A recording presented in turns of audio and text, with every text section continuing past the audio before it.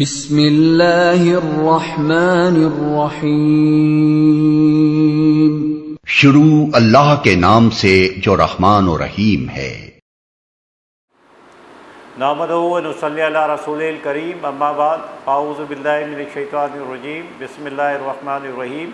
اللہم صلی علی محمد وعلی آل محمد کما صلیت علی ابراہیم وعلی آل ابراہیم انک حمید مجید۔ اللہم بارک علی محمد وعلی آل محمد کما بارکت علی ابراہیم وعلی آل ابراہیم انک حمید مجید۔ یا اللہ، یا رحمانو، یا رحیمو، یا صمدو، یا مہیمنو، یا کریمو، یا حلیمو، یا علیمو، یا علیو، یا عزیزو، یا حیو، یا قیوم، لا الہ الا انت سبحانک انی کنت من الظالمین۔ لا الہ الا اللہ وحدہ لا شریک لہ، لہ الملک ولہ الحمد وہو علی کل شیء قدیر۔ قل هو اللہ احد اللہ الصمد لم یلد ولم یولد ولم یکن لہ کفوا احد۔ رب اشرح لی صدری ویسر لی امری واحلل عقدۃ من لسانی یفقہوا قولی۔ رب زدنی علما، رب یسر ولا تعسر وتمم بالخیر۔ عن ابی عبد الرحمن عبداللہ بن مسعود رضی اللہ عنہ قال حدثنا رسول اللہ صلی اللہ علیہ وسلم وهو الصادق المصدوق ان احدکم یجمع خلقه فی بطن امہ 40 یوم ثم یکون علقۃ مثل ذلک ثم یکون مضغۃ مثل ذلک ثم یرسل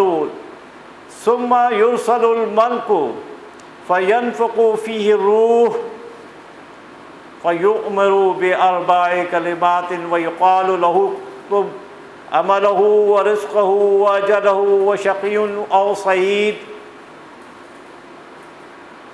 فإن الرجل منكم لا يعمل حتى ما يكون بينه وبين الجنة إلا ذراع فيسبق عليه كتابه فيعمل بعمله أهل النار ويعمل حتى ما يكون بينه وبين النار إلا ذراع فيسبق عليه الكتاب فيعمل بعمل أهل الجنة۔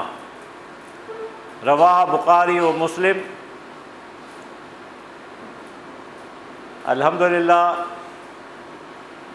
آج ہم اربعین نووی کی ایک اور حدیث کا مطالعہ کرنے جا رہے ہیں۔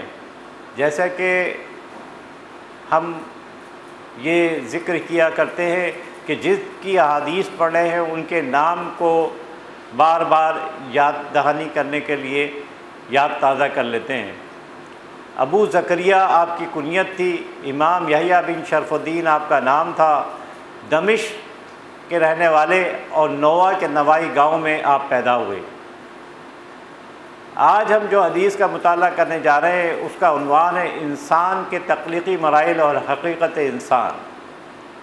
اربعین نووی رحمۃ اللہ علیہ کی چوتھی حدیث ہے یہ، جس کا کہ ابھی میں نے تلاوت کی۔ آئیے اس کا ایک ترجمہ کچھ سمجھ لیتے ہیں۔ عن ابی عبد الرحمن عبداللہ بن مسعود رضی اللہ عنہ قال حدثنا رسول اللہ صلی اللہ علیہ وسلم وهو الصادق المصدوق۔ حضرت ابو عبد الرحمن عبداللہ بن مسعود رضی اللہ تعالی عنہ نے فرمایا کہ رسول اللہ صلی اللہ علیہ وسلم نے ہم سے فرمایا، آپ صلی اللہ علیہ وسلم صادق و مصدوق ہیں۔ عام احادیث جو ہم نے پڑھی ہیں، آج ہم دیکھ رہے ہیں کہ یہاں پہ ایک جملہ اس حدیث کے بیان کرنے میں بیان کیا گیا ہے، وہ ہے وَهُوَ الصَّادِقُ الْمَصْدُوقُ، یعنی وہ صادق اور مصدوق ہیں۔ یعنی کسی اہم نقطے کو بیان کرنے کے لیے صحابہ اس طریقے سے بھی بیان کیا کرتے تھے۔ آئیے دیکھتے ہیں کہ وہ کون سا اہم نقطہ ہے جو اس حدیث کے اندر بیان کیا جا رہا ہے۔ ان احدکم یجمع خلقہ فی بطن امہ 40 یوما، تم میں سے ہر ایک کی پیدائش ماں کے پیٹ میں پوری کی جاتی ہے 40 دن تک نطفے کی حالت میں۔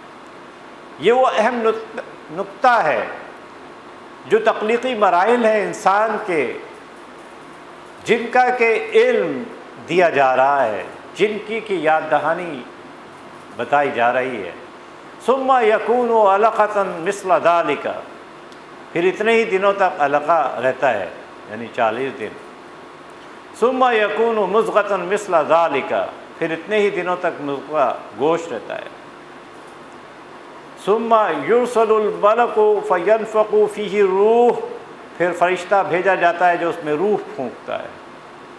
فیؤمر باربع کلمات ویقال له کتب عملہ ورزقہ واجلہ وشقی او سعید، پھر اللہ تعالیٰ ایک فرشتے کو 4 باتوں کا حکم دے کر بھیجتے ہیں، اور اس سے کہا جاتا ہے کہ اس کا عمل، اس کا رزق، اس کی عمر لکھ دے، اور یہ بھی لکھ دے کہ وہ بدبخت جہنمی ہے یا نیک بخت جنتی ہے۔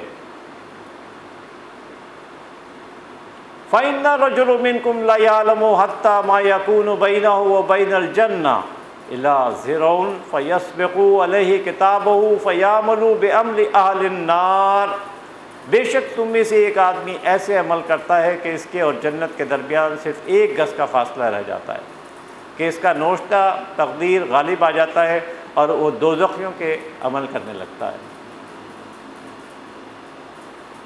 وَيَعْمَلْ حَتَّى مَا يَكُونُ بَيْنَهُ وَبَيْنَ النَّارِ إِلَّا ذِرَاعٌ فَيَسْبِقُ عَلَيْهِ الْكِتَابُ فَيَعْمَلُ بِعَمْلِ أَهْلِ الْجَنَّةِ، اور ایک آدمی ایسے عمل کرتا ہے کہ اس کے اور دوزخ کے درمیان صرف 1 گز کا فاصلہ رہ جاتا ہے، کہ اتنے میں تقدیر الہی اس پر غالب آ جاتی ہے اور وہ اہل جنت کے کام کرنے لگتا ہے۔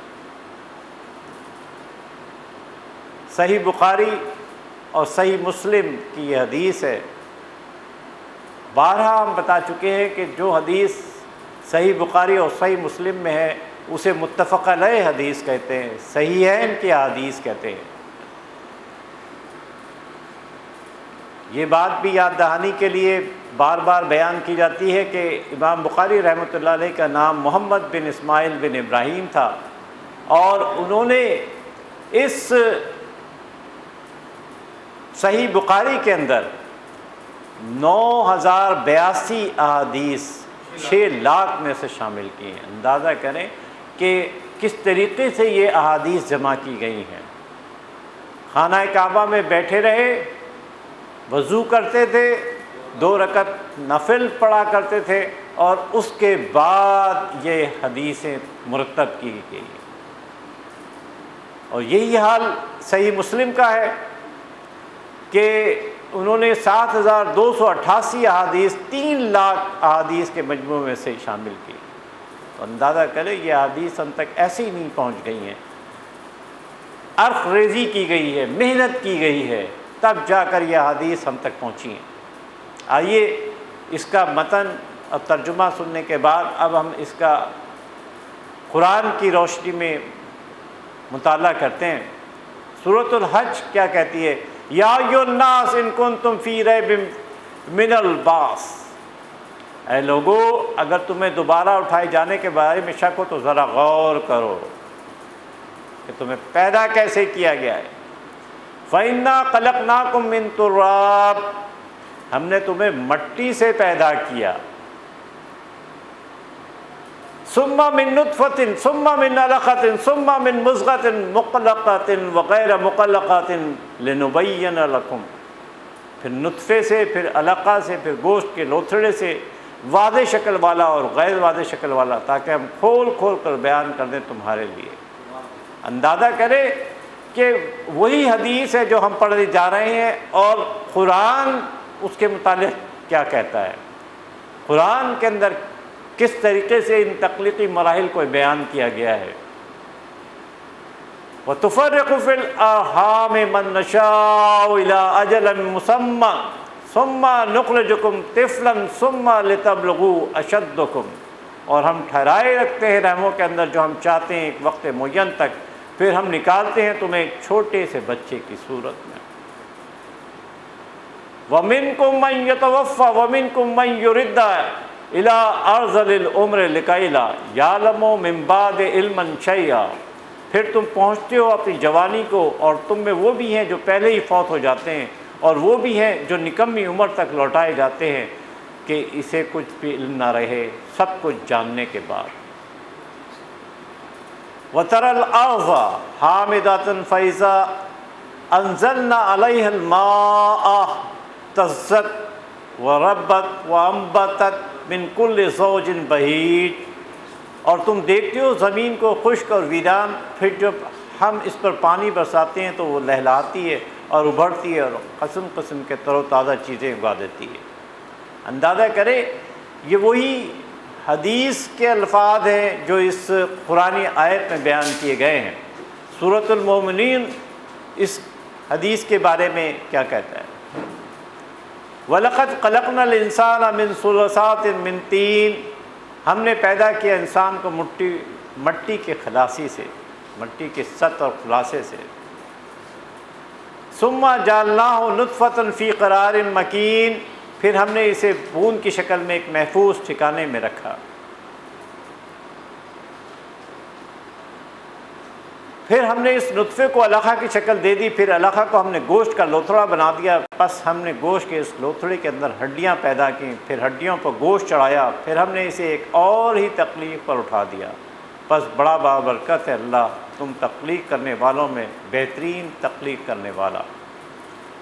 اندازہ کریں جو حدیث ہم پڑھ کر آ رہے ہیں، مختلف قرآنی آیات کس طریقے سے اس کی ترجمانی کر رہی ہیں۔ ثم انکم بعد ذلک لمیتون، پھر اس کے بعد تم لوگ یقیناً مرنے والے ہو۔ ثم انکم یوم القیامت تبعثون، پھر قیامت کے دن تم لوگ یقیناً اٹھا دیے جاؤ گے۔ سورۃ القیامہ اس حدیث کی بارے میں کس طریقے سے چیزیں کلیئر کرتی ہے۔ الم یکو نطفۃ من منی یمنی، کیا وہ حقیر پانی کی ایک بوند نہیں تھا جو رحم مادر میں ٹپکائی جاتی ہے؟ انسان کا مادہ تخلیق جسے نطفہ کہا جاتا ہے، وہ رحم مادر میں پہنچ کر 40 دن تک اسی کیفیت میں رہتا ہے اور اس کا قبیل تیار ہوتا رہتا ہے۔ انا خلقنا الانسان من نطفۃ امشاج، آئیے اس کو کچھ وہی قرآنی باتیں، ان کے کچھ عملی مظاہر دیکھتے ہیں۔ باپ سے کیا چیز آتی ہے؟ اسپرمیٹوزوا، جس کو جرثومہ کہتے ہیں، اور ماں سے کیا آتا ہے؟ بیضہ یا اوم۔ جب یہ دونوں کا ملاپ ہوتا ہے، جیسے کہ قرآن اور احادیث ہمیں بتا رہی ہیں، تو کیا چیز بنتی ہے؟ جب یہ فرٹیلائز ہو جاتا ہے تو زائگوٹ بن جاتا ہے، جفتہ بن جاتا ہے، اور یہ جفتہ پھر ملٹیپلائی ہوتا رہتا ہے، 40 دن کا وقفہ اس میں لگتا رہتا ہے، اور یہ آگے فرٹیلائز ہو کر ڈیوائیڈ ہوتا رہتا ہے، اور پھر یہ یوٹرس کے وال کے اندر سب سے پہلی چیز اسپرمیٹوزوا، پھر اوم، پھر فرٹیلائز ہوا، جفتہ بنا۔ کیسے قرآنی آیات اور احادیث اس چیز کی ترجمانی کر رہی ہیں، 1400 سال پہلے بتا دیا گیا، جو آج ہم پڑھنے جا رہے ہیں۔ دیکھیں مختلف اسٹیجز بن رہے ہیں، مرولا اور فائبرولا، اور اس کے بعد جا کر یہاں پر یہ وال کے اندر یوٹرس کی ایمبیڈڈ ہو جاتا ہے، تھک وال کے اندر۔ تو یہ وہ 40 دن کے مراحل ہیں جو 3 اس کے اندر تشکیل پاتے ہیں، 3 مراحل کے اندر تشکیل پاتے ہیں، جس کو ہم نطفہ سے علقہ تک لے جاتے ہیں۔ آئیے اب کیا ہوتا ہے جب 120 دن ہو جاتے ہیں، جب 3 سائیکل پورے ہو جاتے ہیں، تو پھر ثم یرسل الملک فینفخ فیہ روح، پھر فرشتہ بھیجا جاتا ہے جو اس میں روح پھونکتا ہے، اور وہ فرشتہ نہ صرف اس میں روح پھونکتا ہے بلکہ 4 چیزیں لکھ دی جاتی ہیں۔ پہلی چیز کہ اس نے پوری زندگی میں عمل کیا کرنے ہیں۔ دوسری بھی بات جو پہلے سے ڈٹرمن کر دی جاتی ہے جب کہ ابھی وہ یوٹرس میں ہی ہوتا ہے، کہ اس کا رزق کتنا ہے، اس کو کتنا ملے گا، جس کے لیے ہم تگ و دو کرتے رہتے ہیں۔ عمر، آیا وہ نکمی عمر پائے گا یا بچپن، جوانی، لڑکپن؟ غرض یہ کہ یہ پہلے سے پری ڈٹرمنٹ چیزیں ہیں۔ چوتھی چیز، ابھی ہم پیدا بھی نہیں ہوئے، 120 دن کے ہیں، یوٹرس میں ہیں، رحم مادر میں ہیں، اور اللہ تعالیٰ فرشتے کے ذریعے ہمارے انجام، ہماری تقدیر کو تعین کر دیتے ہیں کہ ہم بدبخت ہیں یا نیک بخت ہیں۔ تو یہ وہ چیزیں ہیں جس پر ہمیں ایمان کامل ہے، اور کیوں نہ ہو کہ یہ وہ باتیں جو آج ہم سائنٹیفک دور کے اندر دیکھ رہے ہیں اور اس کو کنفرم کر رہے ہیں، 1400 سال پہلے بتا دی گئی تھیں۔ اسی لیے مصدقوں کا جو حدیث کے اندر جملہ استعمال کیا گیا وہ اس لیے تھا کہ ان کو تو یقین کامل تھا، اور یہ پھر ڈیولپمنٹ ہوتا رہتا ہے۔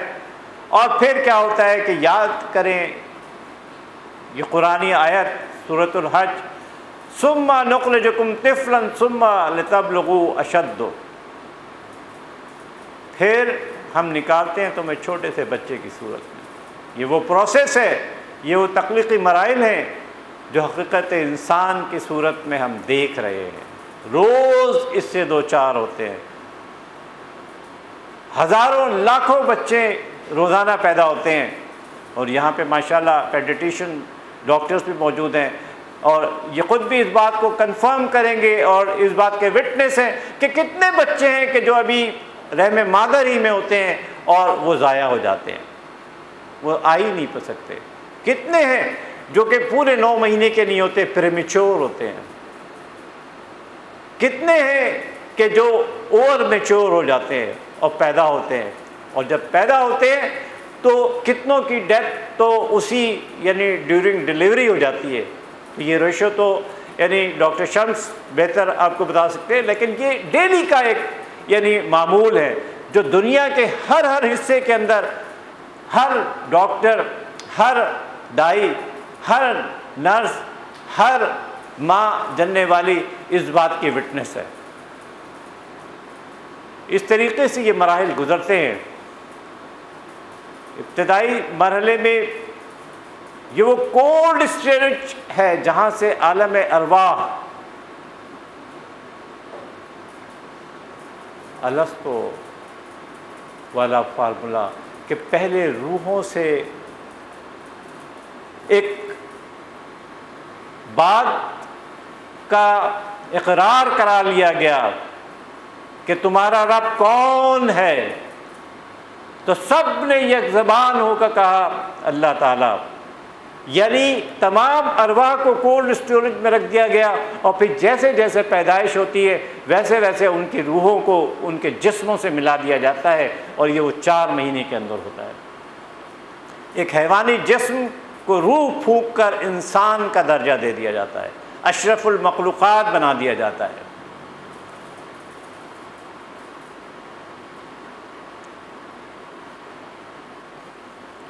رحم مادر کے اندر یہ تمام انقلابات جو تم لوگوں پر گزرتے ہیں سب ہماری قدرت اور رحمت و عنایت کے تابع ہوتے ہیں۔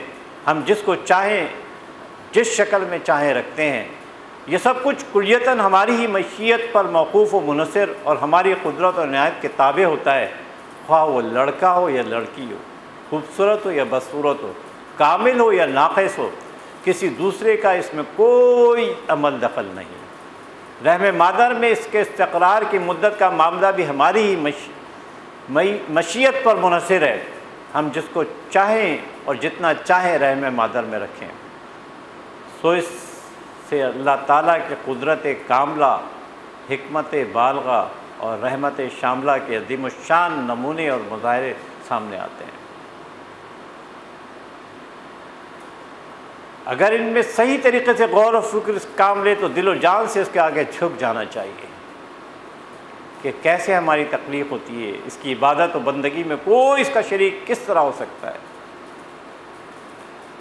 پس معبود برحق وہی وحدہ لا شریک ہے، عبادت و بندگی ہر قسم اور اس کی ہر شکل اسی وحدہ لا شریک کا حق اور اسی کا اختصاص ہے۔ یہ سب کچھ تمہارے سامنے ہوتا ہے اور ہمیشہ اور روزانہ ہوتا ہے، اور لگاتار ہوتا رہتا ہے، تم لوگ اس کو ہمیشہ دیکھتے ہو اور اس کا مشاہدہ کرتے ہو مگر سبق نہیں دیتے۔ تمہارا وجود اول سے لے کر آخر تک اسی کے قبضہ قدرت و اختیار میں ہے، تمہاری تخلیق و تکوین کے ان مختلف ادوار و مراحل میں عظیم الشان درسائے عبرت و بصیرت ہیں، مگر مشکلوں کی مشکل یہ ہے کہ تم لوگ ان کے بارے میں سوچتے اور غور و فکر نہیں کرتے، الا ماشاء اللہ۔ اس کی عمر کتنی ہوگی، رزق کتنا ہوگا، عمل کیا کرے گا اور اس کی تقدیر کیا ہوگی، ابھی ہم رحم مادر میں ہوتے یہ سب کچھ چیزیں لکھ دی جاتی ہیں۔ حضرت انس رضی اللہ تعالیٰ عنہ کہتے ہیں کہ رسول اللہ صلی اللہ علیہ وسلم نے فرمایا جب اللہ تعالیٰ کسی بندے کے ساتھ بھلائی کا ارادہ فرماتا ہے تو اس کو عمل پر لگا دیتا ہے۔ پوچھا گیا یا رسول اللہ صلی اللہ علیہ وسلم کیسے عمل میں لگاتا ہے؟ آپ صلی اللہ علیہ وسلم نے فرمایا اللہ تعالیٰ اسے موت سے پہلے نیک اعمال کی توفیق دے دیتا ہے۔ حضرت علی رضی اللہ تعالیٰ عنہ سے روایت ہے کہ رسول اللہ صلی اللہ علیہ وسلم نے فرمایا کوئی بندہ اس وقت تک مومن نہیں ہو سکتا جب تک 4 چیزوں پر ایمان نہ لائے، اس بات کی گواہی دے کہ اللہ کے سوا کوئی عبادت کے لائق نہیں اور بے شک میں اللہ کا رسول ہوں اور اس نے مجھے حق کے ساتھ بھیجا ہے، موت پر ایمان لائے، موت کے بعد دوبارہ زندہ ہونے پر اور تقدیر پر ایمان لائے۔ ہر شخص وہی مرتا ہے جہاں اس کی موت لکھی ہوتی ہے۔ ابو عزا رضی اللہ تعالیٰ عنہ نقل کرتے ہیں کہ رسول اللہ صلی اللہ علیہ وسلم نے فرمایا جب اللہ تعالیٰ کسی بندے کے لیے کسی مقام کو جائے موت قرار دیتا ہے تو اس طرف اس کے لیے کوئی حاجت پیدا کر دیتا ہے۔ فرق انسان میں اور باقی تمام مخلوقات میں صرف یہ ہے کہ انسان کو رب العزت نے علم اور ارادہ دیا ہے جو کہ اور کسی بھی مخلوق کو نہیں دیا، اسی وجہ سے انسان اشرف المخلوقات کہلایا۔ اگر اس کا حکم ہو تو بانجھ اور بوڑھے والدین کو بھی اولاد کی نعمت ادا کر دی جاتی ہے۔ یاد کریں سیدنا زکریا علیہ السلام، بڑھاپے کی عمر میں سیدنا یحییٰ علیہ السلام دیے جاتے ہیں۔ حضرت ابراہیم علیہ السلام کا قصہ یاد کر لیں کہ حضرت بی بی سارہ کو کس طریقے سے کس عمر میں بیٹا عنایت کیا گیا، اس کی جنس، اس کی ذہانت، بچہ بنانا تو بہت بڑی بات ہے، ایک دن کا بھی انسان نہیں بنا سکتا۔ دوستو اللہ انسان پیدا کر سکتا ہے تو پھر دوسری دفعہ پیدا کیوں نہیں کر سکتا؟ یہ وہ سوال ہے جو ہمیں اپنے آپ سے کرنا چاہیے اور آخرت کی تیاری کرتے رہنا چاہیے۔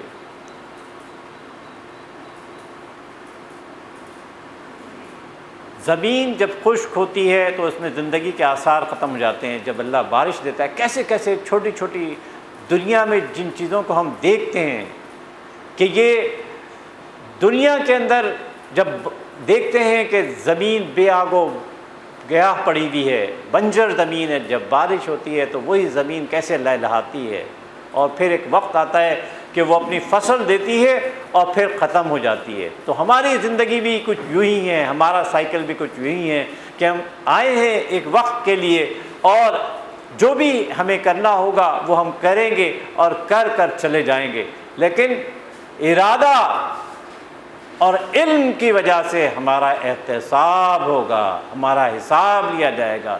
یوم حشر دوسری مخلوق اور ہم میں فرق صرف یہی ہے کہ اللہ تعالیٰ نے ہمیں علم اور ارادہ دیا ہے، اچھا اور برا پرکھنے کی صلاحیت دی ہے اور عمل کے لیے چھوڑ دیا ہے کہ کون سی چیز ہم اپناتے ہیں۔ انسانی جسم کی اصل مٹی ہے، اس کی غذا بھی نباتات اور معدنیات کی شکل میں مٹی ہی سے آتی ہے، چاہے وہ ویجیٹیبل اوریجن ہو چاہے وہ اینیمل اوریجن ہو، سب نے کھانا ہی یعنی گھاس پھوس ہی ہے اور اسی سے تر و تازگی حاصل ہوتی ہے۔ نسل انسانی کی ابتدا آدم علیہ السلام سے ہوئی جو مٹی سے بنائے گئے تھے۔ آدم علیہ السلام کا مٹی سے اور ان کی ذریت کا قطرہ منی سے پیدا کیا جانا اس بات کی قطعی واضح دلیل ہے کہ جس باری تعالیٰ نے ہمیں پہلی بار اس طرح پیدا کیا وہ انہیں ہمیں دوبارہ نہیں اٹھا سکتا ہے کیا؟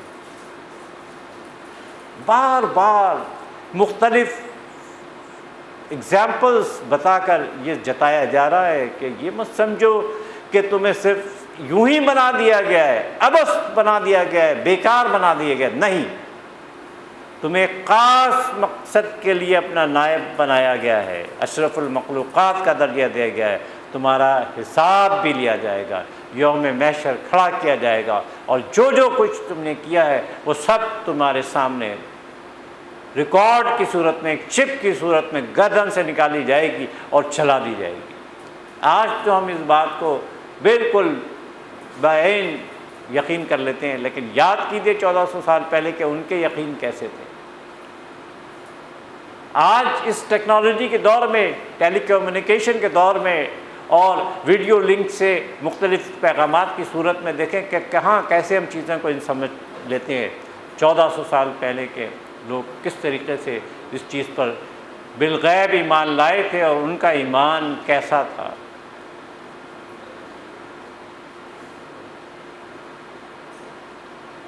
انسان کے لیے اس میں انسانوں کو یہ سبق بھی دیا گیا ہے کہ انہیں اپنے تمام معاملات کو اطمینان سے تدریجاً سر انجام دینا چاہیے، اجلت میں کوئی فائدہ نہیں، ورنہ اللہ کے لیے کوئی مشکل نہیں تھا کہ کون کہتا فیکون ہو جاتا، لیکن اللہ تعالیٰ نے رحم مادر میں بچے کی تخلیق اسٹیپ بائی اسٹیپ رکھی تاکہ وہ اس چیز کو سہار سکے، اور یہی چیز ہمیں بھی بتائی گئی کہ کوئی بھی عمل کرو اس میں جلد بازی نہ کرو۔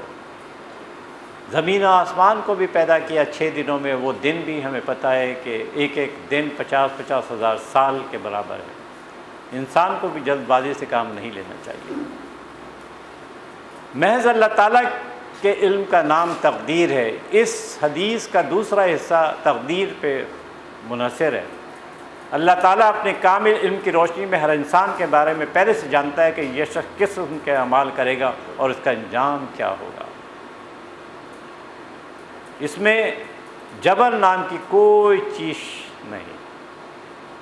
یہی وجہ ہے کہ عمل کرنے میں انسان کو مکمل طور پر اختیار دیا گیا ہے کہ وہ جو راہ چاہے اختیار کرے، اس کی اپنی مرضی ہے۔ ہر چیز کھول کھول کر واضح طور پر بیان کر دی گئی، اور حضرت محمد صلی اللہ علیہ وسلم نے عمل کر کے دکھا دی، اور انہی کے پیرلل ابو لہب اور ابو جہل جو کہ خود حضرت محمد صلی اللہ علیہ وسلم کے سگے چچا تھے، اور اس سے بڑھ کے کیا رشتے ہوں گے، جو کہ پڑوسی بھی تھے، اس کے باوجود بھی ان کا انجام خود قرآن نے ابو لہب کا بتا دیا، تبت یدا ابی لہب وتب کی صورت میں بتا دیا، اور ان کی تمام چیزوں کو اس دنیا میں کر کے دکھا دیا۔ تو دوستو، ہم پھر بھی آنکھیں نہیں کھولتے۔ تقدیر 3 قسم کی ہوتی ہے۔ ایک تو تقدیر عمری، اس کی تقدیر اس کی ماں کے پیٹ میں لکھ دی جاتی ہے، جیسے فرشتہ آیا اور اس نے اس تقدیر عمری کو جب 120 دن کا تھا، 4 مہینے کا تھا، اسی وقت لکھ دیا۔ تقدیر ازلی جو کہ وہ تقدیر ہے جو کہ لوح محفوظ میں سب کی لکھ دی گئی ہے۔ تیسری تقدیر ہے تقدیر ہولی، ہر سال شب قدر میں تقدیر لکھی جاتی ہے، اس تقدیر کو تقدیر ہولی۔ یہ وہ تقدیر ہے جس کو ہم بدل سکتے ہیں اپنے عمل سے، اپنی دعاؤں سے، اپنی محنت سے، تو یہ وہ تقدیر ہے۔ حضرت عبداللہ بن مسعود رضی اللہ تعالیٰ عنہ سے روایت ہے کہ جناب رسول اللہ صلی اللہ علیہ وسلم سے بیان فرمایا، اور وہ سچے اور تصدیق کیے گئے ہیں۔ پھر جب اللہ کا ارادہ ہوتا ہے کہ وہ اس کی شکل و صورت برابر کر دے تو اس کے پاس ایک فرشتہ بھیجتا ہے، چنانچہ اس کی خدمت میں مقرر فرشتہ اللہ سے پوچھتا ہے کہ اے پروردگار، یہ مذکر ہوگا، مؤنث ہوگا، بدبخت ہوگا، خوشبخت ہوگا، تندرست ہوگا، کتنی عمر پائے گا، یہ سب چیزیں لکھ دی جاتی ہیں۔ تو جب یہ تمام چیزیں کر دی گئیں تو صحابہ نے خود سوال کیا۔ کیا سوال کیا؟ تم عمل کرتے رہو، ہر ایک کو اس کے عمل کی توفیق مل جائے گی جس کے لیے اسے پیدا کیا گیا ہے۔ صحیح بخاری و مسلم کی حدیث ہے۔ یہ سن کر لوگوں میں سے کسی نے پوچھا یا رسول اللہ صلی اللہ علیہ وسلم جب یہ ساری چیزیں لکھی جا چکی ہیں تو پھر عمل کا کیا فائدہ؟ جب سب چیزیں پری ڈٹرمن ہیں کہ اس نے جہنم میں جانا ہے، اس نے جنت میں جانا ہے، تو پھر یہ سب چیزوں کا فائدہ کیا؟ فرمایا تم عمل کرتے رہو، کیونکہ ہر شخص کو اسی کام کی طرف متوجہ کیا جائے گا جس کے لیے اس کی پیدائش ہوئی ہے۔ انسان کا رزق لکھا ہوا ہے، جب وہ 120 دن کا ہوتا ہے تو فرشتہ آ کر یہ چیز رحم مادر میں لکھ دیا کرتا ہے، لیکن اس کے باوجود بھی ہم تگ و دو میں لگے رہتے ہیں۔ لیکن اس ایمان کے باوجود انسان حصول رزق کے لیے مکمل محنت کرتا ہے اور ہاتھ پاؤں مارتا رہتا ہے۔ یہ تو نہیں کہ دھرا کا دھرا بیٹھا رہ جائے اور کہے گا کہ بھائی ایون اگر پلیٹ بھی سامنے رکھ دی جائے اور یہ ہم تصور کر لیں کہ یہ پلیٹ میں جو کچھ رکھا ہوا ہے بغیر ہمارے ہاتھ پیر ہلائے وہ ہمارے منہ میں چلا جائے گا، اور بغیر دانتوں کو تکلیف دیے ہوئے اور زبان کو ہلائے ہوئے وہ پیٹ کے اندر چلایا جائے گا، تو کیا یہ ممکن ہے؟ ہل جل ہمیں کرنا ہے، جدوجہد ہمیں کرنی ہے۔ علم دے دیا گیا، ارادہ کا اختیار دے دیا گیا، حلال کھائیں کہ حرام، رزق پرووائڈ کر دیا گیا۔ یہ دنیا بنائی ہی ہمارے لیے گئی ہے، اس کی زیب و آرائش ہی ہمارے لیے کی گئی ہے، ہمیں اشرف المخلوقات بنایا گیا ہے، ہمیں اپنا نائب بنایا گیا ہے، اور ان سب چیزوں کو ہمارے لیے بنایا گیا ہے۔ اب ہمارا کام ہے کہ ہم حلال کھائیں یا حرام کھائیں۔ عمر ڈٹرمن ہے، لیکن اس کے بہتری کے لیے ہم تگ و دو کرتے رہتے ہیں۔ اس کے باوجود مختلف حوادث و خطرات سے بچنے کے لیے کوشش کرتے ہیں۔ روز ڈاکٹرز کی حیثیت سے الحمدللہ، اور جو لوگ ہاسپٹل کے اپنے مریضوں کو دیکھنے جاتے ہیں، اندازہ ہوگا کہ کس طریقے سے وینٹیلیٹرز پہ ہوتے ہیں لوگ، اور پھر اللہ تعالیٰ ان وینٹیلیٹر سے واپس بھی لے آتا ہے۔ اور پھر بعض دفعہ ایسا ہوتا ہے کہ وینٹیلیٹر سے وہ واپس ہی نہیں آتے۔ یعنی دنیا میں سب کچھ دکھایا جا رہا ہے، اس کے باوجود ہم اپنی آنکھیں کھولنے کے لیے تیار نہیں۔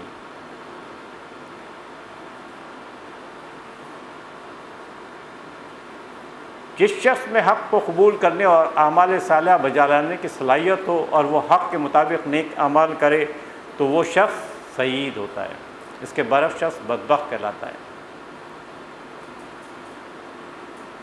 اس کے بعد نبی صلی اللہ علیہ وسلم نے قسم اٹھا کر فرمایا، کیا کہا؟ اور وہ توبہ اور نیک اعمال کر کے جنت کا مستحق ہو جاتا ہے۔ دیکھیں تقدیر کو کیسے توبہ، استغفار اور دعا بدل دیتی ہے۔ سب کچھ بتا دیا گیا کہ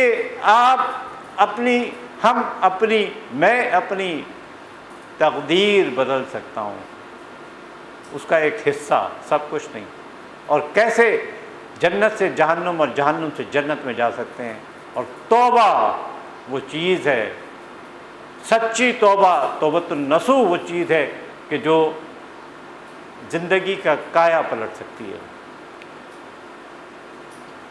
بلکہ انسان اپنے کیے اعمال کا نتیجہ ہوتا ہے، اپنے یا کسی دوسرے شخص کے ظاہری اعمال صالحہ کو دیکھ کر اس کی قطعی جنتی ہونے کا فیصلہ نہیں کر دینا چاہیے یا جہنمی ہونے کا۔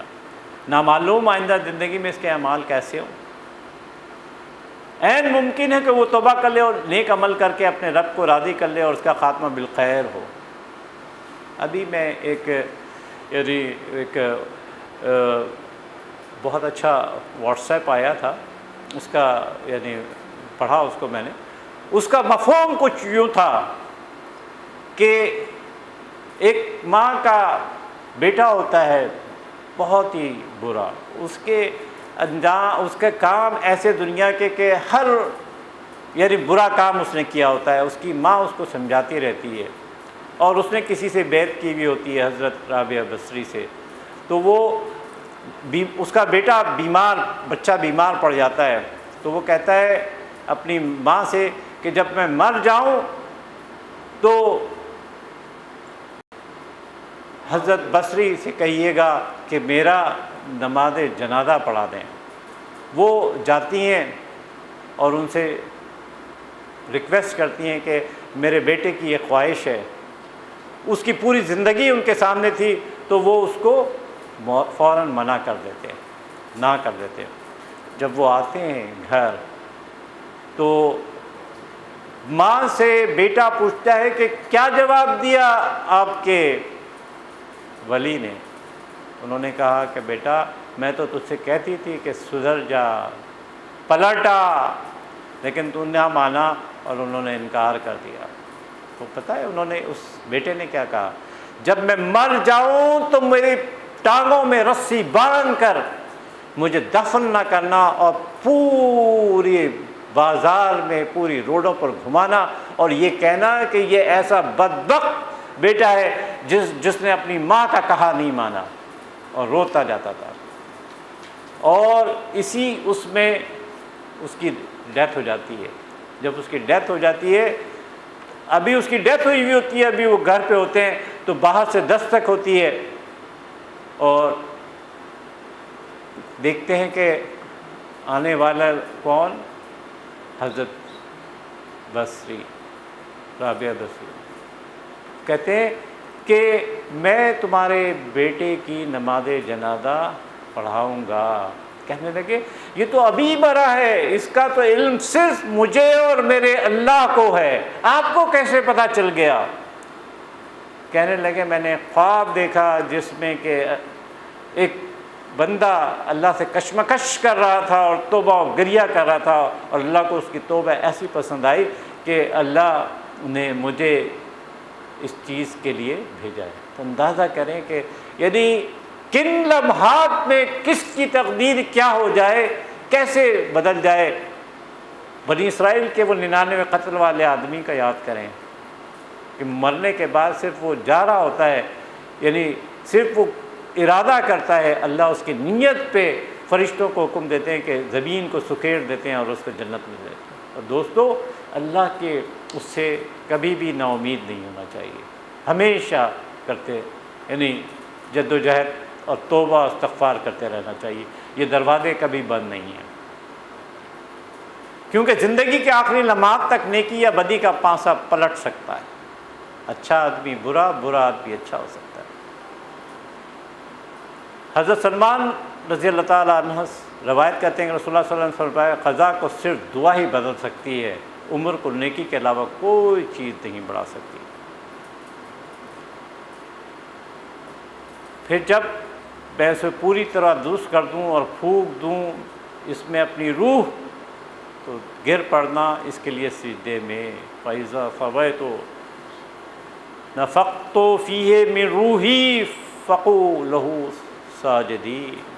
یاد کیجئے کہ صرف اس مٹی کے پتلے کو سجدہ نہیں کرایا گیا تھا، بلکہ جب اللہ تعالیٰ نے اس نے روح پھونک دی، اپنا جوش شامل کر دیا گیا، تو پھر اس کو سجدہ کرایا گیا۔ اور اے مسلمانوں، دیکھنا تم ان لوگوں کی طرح نہ ہو جانا جنہوں نے اللہ کو بھلا دیا، تو اللہ نے انہیں اپنے آپ سے غافل کر دیا۔ یہی لوگ فاسق ہیں۔ ایک جگہ پھر فرمایا گیا یہی لوگ منافق ہیں، پھر بتایا گیا یہی لوگ کافر ہیں۔ علامہ اقبال کے بیان کے مطابق فلسفہ خودی کا بھی اسی سے اخذ کیا تھا۔ ایک دفعہ علامہ اقبال کے پاس ایک جرنلسٹ آتے ہیں اور کہتے ہیں کہ آپ نے خودی کا فلسفہ کہاں سے لیا؟ تو کہنے لگے کہ بھئی کل آ جاؤ اس وقت۔ وہ آئے، ان کے پاس تشریف لائے، کہنے لگے جاؤ وہ قرآن نکال کے لاؤ۔ قرآن نکال کر لائے وہ جب ان کے پاس، تو انہوں نے یہی آیت پڑھی اور کہا یہ ہے میری خودی کا اوریجن قرآن۔ آج ہم اپنی عظمت سے غافل ہیں، ہم تو مسجود ملائک تھے، لیکن آج ہماری سوچ یہ ہے کہ ہم حیوانوں میں سے بس ایک حیوان ہیں اور اس کے علاوہ کچھ نہیں۔ انسان ایک ہے مادی وجود، دوسرا ہے روحانی وجود۔ مادی وجود مٹی سے، جب ہم مر جاتے ہیں تو پھر ہمارا نام نہیں لیا جاتا، کیا کہتے ہیں؟ فلاں کی میت ہو گئی ہے۔ جب روح نکل گئی تو میت باقی رہ گئی۔ جسم سے جب روح نکل گئی اور اس جسم کو دفنانے کے لیے، مٹی میں ملانے کے لیے لے کے جایا جاتا ہے، روح کو نہیں۔ روح تو چلی جاتی ہے، یا تو لین کی زینت بنتی ہے یا سجین کی زینت بنتی ہے، ڈپینڈنگ اپون کہ کس قسم کے اعمال اس نے کیے ہوتے ہیں۔ یہ ہے روح ربانی۔ دوسری چیز، پوری عمر ہماری توجہ اس مادی وجود کی طرف ہوتی ہے، بریک فاسٹ بھی ہو رہے ہیں، بیڈ ٹی بھی ہے، برنچ بھی ہے، لنچ بھی ہے، ڈنر بھی ہے، مختلف اوقات کے کھانے پینے ہیں، وہ سب کے سب کس کے لیے ہیں؟ اس مادی وجود کے لیے۔ اور اس روحانی وجود کو ہم نے دفن کیا ہوتا ہے، اپنے نفس کو مارا ہوا ہوتا ہے، اسی لیے ہم دوسری طرف چلے جاتے ہیں۔ اس حیوانی وجود کو کھلا پلا کر خوب تر و تازہ کر رہے ہوتے ہیں، اور اس فرشتے کو جو ہم میں چھپا ہوا ہے اس کو اگنور کیا ہوا ہوتا ہے۔ اسی روح کی وجہ سے ہم مسجود ملائک ہیں، نہ کہ اس مٹی کے پتلے کی وجہ سے۔ انسان کو اپنی موت کا کوئی علم نہیں کہ کب آ جائے، اس لیے اسے ہر وقت اس کی فکر ہونی چاہیے۔ دوستو، پتہ نہیں کب کس کی موت آ جائے، کیا ہم اس کے لیے تیار ہیں؟ ہر ایک، میں سب سے پہلے اور ہم سب اپنے گریبانوں میں جھانکے، کیا ہم اس چیز کے لیے تیار ہیں؟ نبی صلی اللہ علیہ وسلم نے کیا دعا فرمائی؟ یا مقلب القلوب ثبت قلبی علی دینک، اے دلوں کے پھیرنے والے، میرے دل کو اپنے دین پر قائم رکھ۔ اللہم مصرف القلوب صرف قلوبنا علی طاعتک، اے اللہ دلوں کے پھیرنے والے، ہمارے دلوں کو اپنی اطاعت پر پھیر دے۔